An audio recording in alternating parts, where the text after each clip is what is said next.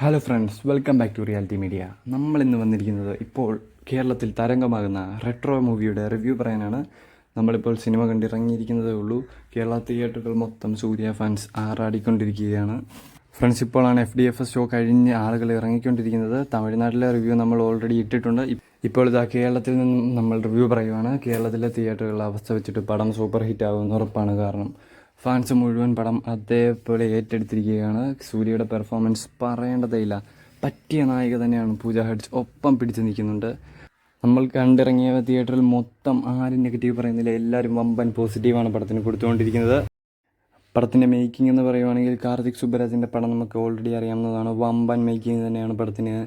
Friends, making വൈസും BGM വൈസും എല്ലാം പടം top notch തന്നെയാണ്. പെർഫോമൻസിൻ്റെ കാര്യം പിന്നെ പറയേണ്ടതില്ലല്ലോ.